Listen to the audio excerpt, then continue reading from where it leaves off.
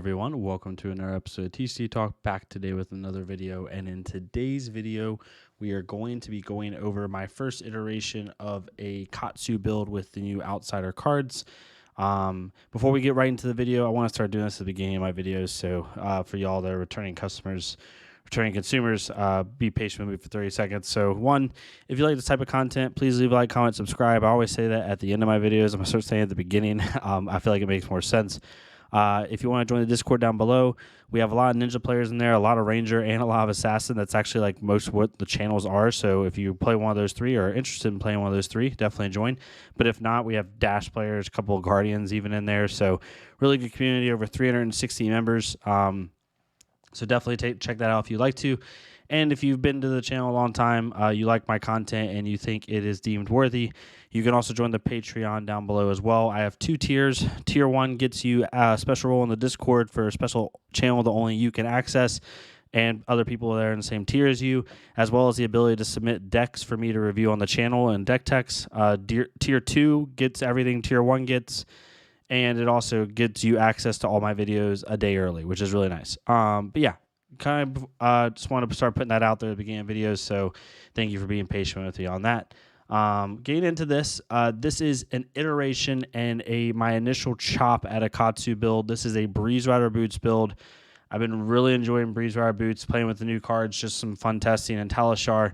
And overall, I think Breeze Rider Boots is where I'm going to start with this new Katsu. Kind of like disclaimer, there's several ways you can build Katsu, I think, and that is going to be the fun thing about this hero now, is you can build like a Breeze build with a lot of block threes. You can build like a super red line list now that deals off of like some of the really like high value cards like Descendant Gust Wave, and Spinning Wheel Kick and stuff like that, and a lot of starters. You can play a new Kitty Katsu list with head leads the tail.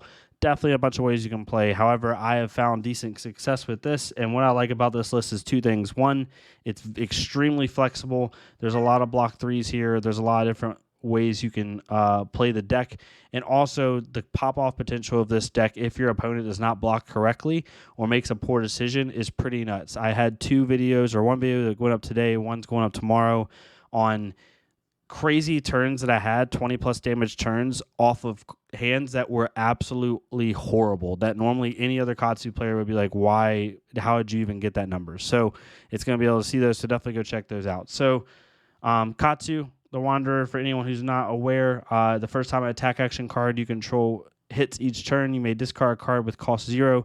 If you do, search your deck for a card with combo, banish it face up, then shuffle your deck. You may play it this turn. I'm running Breaking Scales in the main. For this list, we do have Shuko still on the side for block value, but Scales is the main one you want at all times. Breeze Rider Boots, obviously, I'm not even running Snapdragon Scalers in the sideboard. It's all about Breeze. Breeze never comes out. Even in AB matchups, you keep Breeze Rider Boots in because you need it for those big pop-off turns. And then Mask Momentum is my main mask with the two Kadachis. This list is pretty safe right now. The only thing we haven't gotten from the ninja class is whatever this token weapon is, and then like one cycle right here. But other than that, we pretty much got everything, and there might end up being a dagger Katsu list that we can build off of Flick Knives, and we'll kind of go back to that if it happens. So this is kind of just my initial list. So we'll break this down very easy for people who may be new to the hero. We'll talk about starters, we'll talk about combo lines, and we'll talk about blues. So with starters, like I've said in a previous video, I want to have at least, to be safe, 18 starters in my deck. That will ensure that you hopefully will always draw a starter every hand, and you're able to start with something. So we have Be Like Water, really good card. What Be Like Water does is when it hits, you may pay 1 resource. If you do, choose Head Jab, Surging Strike, or Twin Twisters. This card gains a chosen name. It pairs into literally everything. It pairs into Descendant Gust Wave if it hits, Whelming Gust Wave. It pairs into the Head Jab lines if you're running them, although we aren't running them in this list. It pairs in the Spinning Wheel Kick, which is really nice. Overall, just really solid card. We have Descendant Gust Wave, which I count as a starter. Descendant Gust Wave and Spinning Wheel Kick are probably the two most flexible and best cards in the deck. Maybe not from a if you draw this, you win the game perspective, but from a flexibility standpoint, they do so much. So Descendant Gust Wave normally is a 1 cost for 3.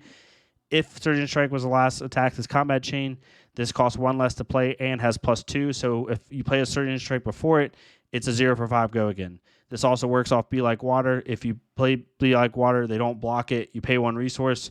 You then can go get Descendant Gustwave or just play it from your hand, and it's a 0 for 5 go again. So off of this line, it's 1 resource for 8 damage. And off Surging Strike, if you play Heart and Cross Trap like I do in some of the fast matchups, it potentially can be 0 resources for 9 damage, which is even better than Leg Tap, right? Off 2 cards. So really, really solid card. We're then running 300 wins in the deck, 3 leg taps, making 12, 3 ride the tail wins, which is just a good 0 for 3 that also has some synergy with some of these blues like Dishonor, Stab Wound, things of that nature. So 3, 6, 9, 12, 15. We're running Spinning Wheel Kick, makes 18. Surging Strike makes 21. Twin Twisters makes 22. We have 22 stars in the deck. Really, really solid. I have a 1-of Twin Twisters because I had 59 cards, and I kind of need a 1-of. And right now, I think Twin Twisters is probably the best option of my 1-of. You could put Salt the Wound here as well, would be just as good of an option. But having the starter for this combo actually is really nice because Twin Twisters into Spinning Wheel Kick is 2 resources. Because I will probably give Twin Twisters +1, so it's coming in 1 for 4. If that hits, they don't fully block it out. Then we go to Spinning Wheel Kick and then play that, which comes in 1 for 5. And if it hits, you put it at the bottom of your deck. So 2 resources for 9 damage, almost on par with Leg Tap, and it allows you to cycle a card back into your deck, which is really good for keeping threats in deck. At combo cards, we technically have Descendant Gustwave. Again, this is why this is so flexible. Being able to play this on the Surging line into Bonds of Ancestry is really, really good, and then hopefully into Dishonor. We have Flush the Fist, just a really good block 3 combo that comes in for 4. Really good on Breeze Rider terms, right? Sometimes, and where I found I've used this the most is off of a big Breeze Rider turn. Maybe I can't banish a Dishonor off Bonds of Ancestry to go get a Dishonor. I'll banish a Flush the Fist to go get a Flush the Fist and come in 0 for 4 go again, which is really, really nice. We then have 2 Rise and Knee Thrust to the Leg Tap line. Pretty simple there.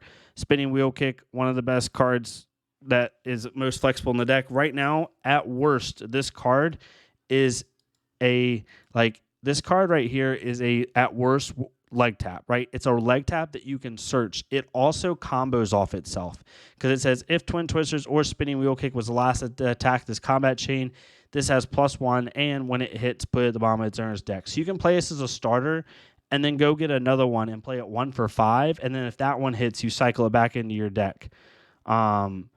So the only bad thing about this is the way it reads is when it hits, put it on the bottom of its owner's deck. So it does go off the chain immediately.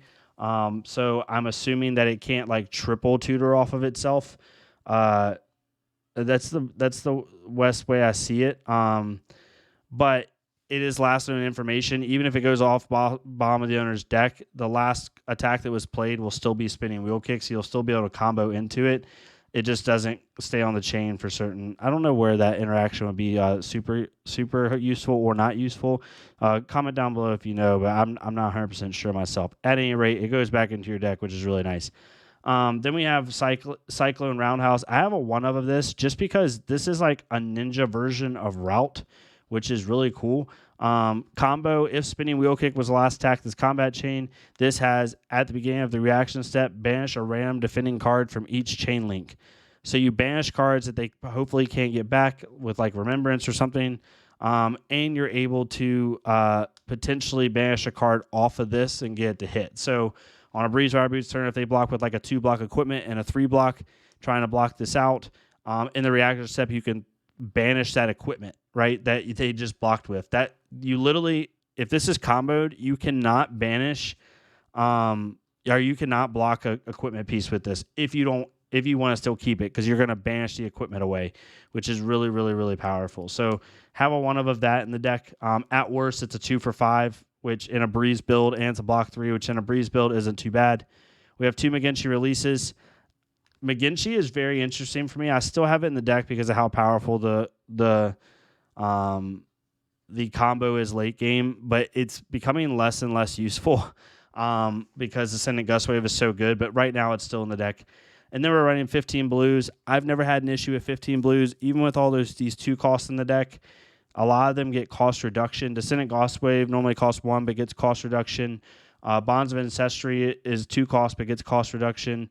So it's not too bad. 15 blues. We have Concealed Blade. This is another new card. This basically is a block 3 lunging press is the best way. The second part is when it hits, equip a dagger from your inventory. That's not as useful right now unless people start destroying our daggers. Until we get more ways to bring daggers back with flick knives, you won't use that as much. But regardless, it's still really nice if they use that card that like destroys a 1 power weapon in the set. You can use this to go get it. 3 Dishonor, kind of enough said about that one. Pretty easy. 3 Lord of Wind. 3 Winds of Eternity to partner with the 100 Winds line. Again, more recursion back into your deck. And then 3 Stab Wounds. I've actually had a lot of good experiences with this card already. This card, like off Kodachi, late game, if you like block with 2 cards, keep 2 cards, and you Kodachi, most of the time they're going to wait to see what your last attack is because they just want to block that out, prevent mask. And especially if you have no more cards in the hand, they know that you can't like buff it in any way. They'll usually take the 2 Kodachis. And then you play Stab Wound for 2, and if they don't block it, then you're dealing 4 damage, right? If you can Razor this, it's really nice because if you Kodachi, they don't block the Kodachis, and you play this, and let's say you have Razor in hand, and they block for 3, and you Razor it, putting it to 5, it still deals 4 damage because of the 2 damage you dealt with Kodachis. So really good flexibility, and it's a block 3. This honestly probably will be used in Fi as well, I think. I wouldn't like Kodachi Fi. I don't see why you wouldn't use it in that. But yeah, this is the baseline of the deck. Sideboard's still kind of playing around with right now. Most of my sideboard tech is for Fatigue. 3 Command Conquers, obviously, for Jeremiah, for Azalea, for Lexi, for anyone that values the Arsenal, Briar, Fi. 3 Sync Blows for the Guardians. We have 1 Silverwind Shuriken. I know a lot of people aren't on this card. I'm going to keep messing with it. I know it doesn't block, but the fact that you can basically have a dual breaking skills in the game for a late game combo turn is really nice, and it stays on the field unless they destroy it. And then Visit the Floating Dojo, which was revealed by my buddy Doa. This card's really nice. At instant speed, you can put a Surging Strike and a card with combo from your graveyard on top and or bottom of your deck. So what this allows you to do is a couple different things. 1, it allows you to put a Surging Strike at the end of your turn on top of your deck to draw into a power card that you want to draw. And it helps recur threats back from your graveyard. Again, with this, with Winds of Eternity, with the cards I don't know have 100% on the top of my head. With Spinning Wheel Kick, you have several ways to get threats back into your deck after playing them, which is super nice. But being able to put a Surging Strike on top to have a good threat next turn is really nice. Also, if the mask is about to hit and you have this in Arsenal, you play it at instant speed, quickly put the card that you're going to want to draw into on top of your deck, right? So like if you play Surging Strike into Whelming Gustwave, right, and they let Whelming Gustwave hit, or they're going to let it hit, before it hits, like in the reaction step, you declare no attack reactions, they say no defense reactions. You then can play this at instant speed before you draw to be able to draw into like Bonds of Ancestry, right? Or a McGinty release. So be able to like 100% guarantee that next combo piece in your hand, which is super, super nice. So I have a 2 of that to help fight against fatigue a little bit. We then have Tunic versus Crossstrap. I run these based off the matchup. Lynx comes in for Oldheim and potentially Icelander.